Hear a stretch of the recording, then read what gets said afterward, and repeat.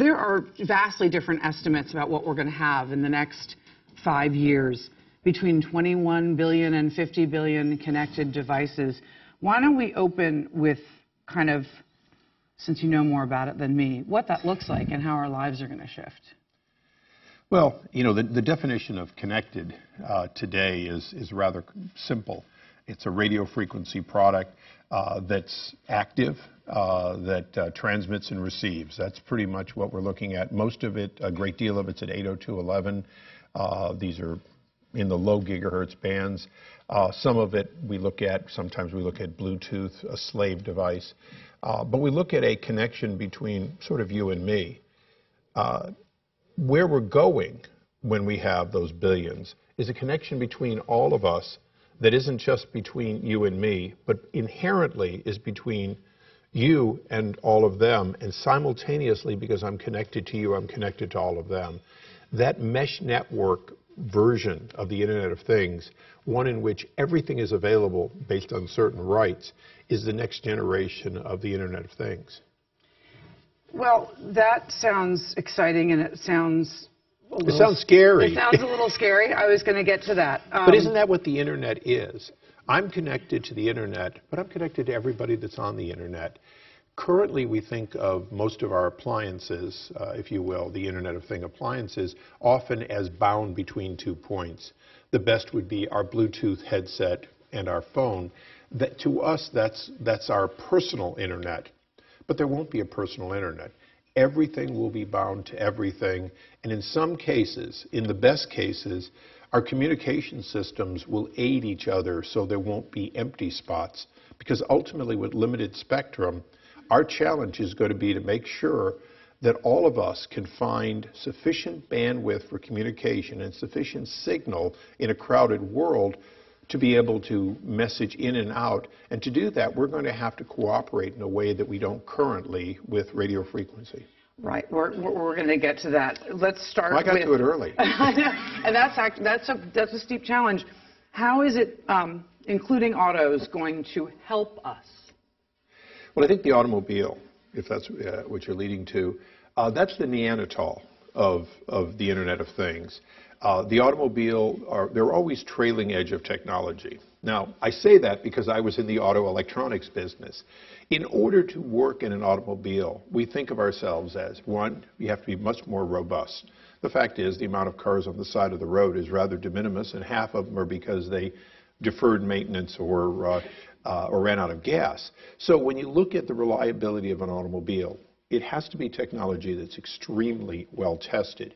It has to operate in a minus 40 to plus 120 degrees and beyond, or it's useless in a typical automotive environment. And so they're coming late to the party. And I always say, don't look to them for the leading edge, because what they're describing is something that's very doable, and they're simply applying it to the automobile. Now, that's not to disparage the automobile, because automobiles have the greatest potential, and that includes motorcycles, bicycles, and people in mobility, in a sense. We have the greatest opportunity to create vast networks of information that all of us can use. And that's where this Internet of Things goes to the next generation. Because the current generation is, I say Alexa, and it tells me the temperature. That's great. Or it plays my music. The next generation is, every appliance is going to have, in a sense, at least some sensing, and particularly automobiles. So now, how long is it going to take me to get crosstown New York now? To get that information in real time, every automobile has to be part of a lattice network that is, in fact, producing the raw material to estimate how long will it take. And by the way, I want to be updated that the route I was on has deteriorated and an alternate route can occur. That's where software behind automobiles that become fully part of the Internet of Things are going to really change our lives. And not just for people that are going places. Sometimes it's going to be, I've got a dinner party, are people going to show up on time? And what about privacy? Are our bathroom scale and our fridge going to tell our insurance company and employer that we're gaining weight and eating things that are bad for us? Yes, but only if you want them to. Oh, okay.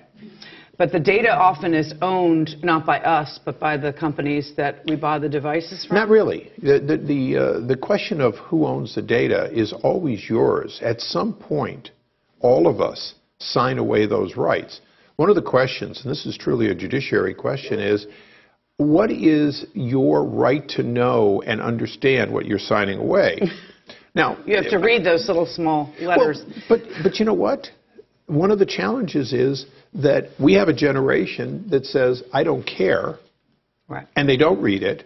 And then we have a lot of legislators, and we tend to be the other generation, and we're saying, well, wait a second, we've got to find a way to make this document simple. Well, how many of you have gotten a home loan? Okay, that was a simplification of truth in lending. It ain't simple. Yeah. The fact is that what we need and don't have is an industry that's developing, if you will, standards for these contracts, so that I read a contract one time and it's a, and I'll go to my old alma mater, it's a Consumer Technology Association Standard 101 for document release or information release, and I know if I've read it once, this will comply with it. Or it's standard document with one exception, and that exception says that they can aggregate some information that otherwise wouldn't be able to. So the question is, are we going to develop standards? When I plug something into an HDMI or into an old-fashioned parallel port, I have an expectation that it's going to work a certain way because industry, private sector industry, develops standards that we can rely on. We need a standard of what is my information being used for? And by the way, if we say no to everything, then all the real benefits of the Internet of Things come crumbling down because we want that aggregated information to be available. Can you talk a little bit more about the challenge to the Congress, what your goals are for safeguarding data with your encryption working group and the Internet of Things caucus? I know that you and the Congresswoman are probably a little ahead of your colleagues on this, and I'm sure there's a lot of educating to do. And how do you make this a priority? Well, you know, it's interesting. We're here at the museum.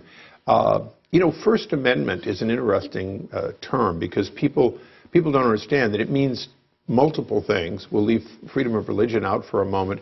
The right to be heard and the right to privacy are both interlaced in that question. My First Amendment rights include my freedom of association without Big Brother looking at it. Mm-hmm. So when the word encryption is used, the real question goes back to 240 years ago. What is my right to privacy? And what defines my home? So if my right to have a conversation, if as Thomas Jefferson thought we should do every generation or so, and that is conspire and tear down our government, if my ability to have that conversation is protected, and Thomas Jefferson certainly thought it should be, then my ability to actually have conspiracy talk about hypothetically taking down the government with a, not violence, but with a series of political attacks, if you will, that's protected. And if one piece of free speech is protected, then all free speech is protected. So I'm one of those that understands, you know, that there's not such a thing as a little bit of encryption. You either have privacy or you don't. Does the court have the right to order certain things? Yes. But our founding fathers never anticipated that if I talked to the gentleman in the second row there, an hour later, they never anticipated being able to hear our conversation. They anticipated that they could talk to me and they could talk to him. So the idea that Big Brother can get all the conversations that occurred all the time throughout all of history, whether they're written or oral, is a intrusion that our founding fathers never anticipated. They anticipated the ability for the court to order documents, and which of course were public conveyance in many ways, and the individuals, and compel them to answer questions honestly under threat of perjury. And they even gave them the ability to not answer. So in a sense, what Suzanne and many of us are trying to do is teach new the very old, which is that let's not be so afraid of a relatively small group of people meaning us harm around the world, that we give up the very liberty that brought us here and caused us to have a very different life. And in terms of regulation, you're a businessman, and this is an industry that is just way ahead of the regulation. Thank God it is. If the regulation ever catches up to the industry will crumble. Well, what is the motivation for the tech sector to secure these devices in a meaningful way? I mean, you know, when you read about the Internet of Things, they describe devices that will not be able to be updated over time. That it poses long-term security threats, because this is just an unprecedented amount of pressure on the system, connectivity, and at some point, what is the regulatory landscape that you envision that's reasonable? You know, it's an interesting question, and it's been again, you go back to history in a way. We have had times in which we've said, you've become too obsolete, and let's just assume that you've got a Model T Ford. Now, you can take your Model T Ford out on certain roads, but since a Model T Ford can't really keep up with interstate highway speed, we can prohibit it from going on the turnpike. We can also prohibit your little motorbike, your pedal bike, or a bicycle. So if today the latest Internet of Things product is in fact a moped, and if a generation from now, a generation being 5 years, that's always good for at least a little laugh. But if a generation from now, that product simply can't keep up in the lanes, then we have an ability to say, you can participate in the lanes that are legacy lanes, but you're not going to, for example, be part of the mesh network that we're all in, because you lack the speed, you lack the security, maybe you lack the updatability. And that's one of the challenges for our industry. Everyone in this room probably, I hope at least, everyone in this room has a flat screen TV that has probably a Linux thin client microcomputer on board. That's really what most of these products that we use have. They're just really a computer screen with a very thin client behind them. One of the challenges for that industry, and I came out of the consumer industry, those TVs are great, and they will do exactly what we ask them to do, including connect to the internet and update their time. But they won't be able to, their processors simply won't be able to keep up with the demands of just a few years from now. So the answer to your question is, we need to have an orderly anticipation of some products being continuously updated until their microprocessor reaches and their memory reaches a point where it can't make that next jump, and then have them pushed into a slow lane that lets them enjoy the utility that they can, but recognize they're going to go away. And I'm running on, but let me just give you a really old example. And there's probably 3 people in the room that will remember it. There used to be something called a citizens band radio. And I bought my first car by trading a tubed citizens band radio that used crystals. It had 3 crystals in it. It could hold up to 6 of them. And I would be able to have 6 channels. And if I changed crystals, I could have all 29 channels. Well, what happened was the FCC determined that there was ability to have more channels. So in the 1970s, they made a transition from a whole group of CB radios that had X amount of channels to the new ones. And you know what? They announced that as of a certain date, and I can't remember, it was like January 1st, 1978, that the old ones couldn't be sold anymore.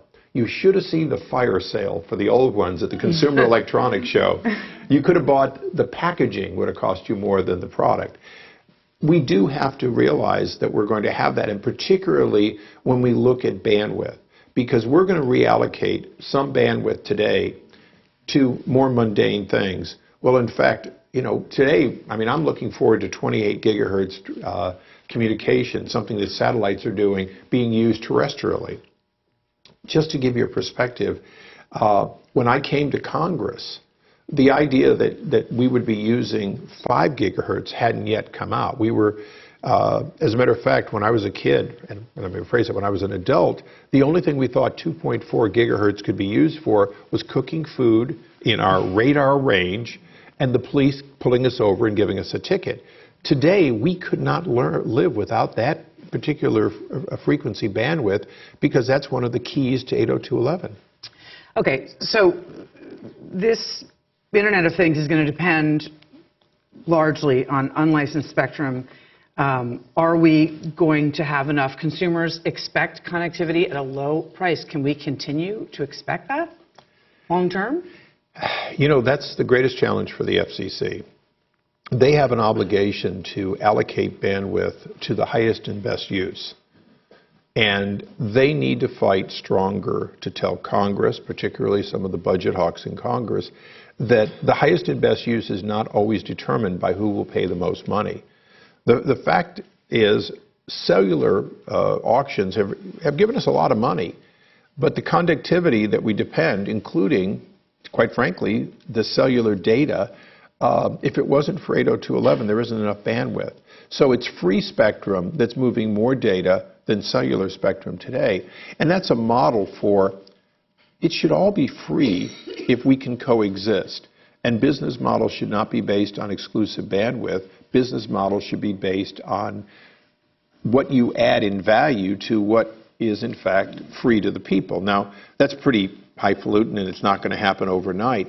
But with the exception of certain historic broadcast channels, most next-generation radio frequency products are going to be smart. They're going to be spread spectrum. They're going to be able to detect that the noise floor is unacceptable in one place at a particular nanosecond, but it's acceptable somewhere else. And they're going to be able to send your data through what's available in an ever greater and busier world. If we don't do that, if we don't look at what people think of, for example, as CDMA technology and cellular, if we don't look at putting more and more onto existing bandwidth, then we will, by definition, run out much sooner. And if we auction it off to users who are trying to monetize, but in fact are not sharing, we won't get nearly the depth of use. Thank you, Congressman. Thank you. Appreciate it.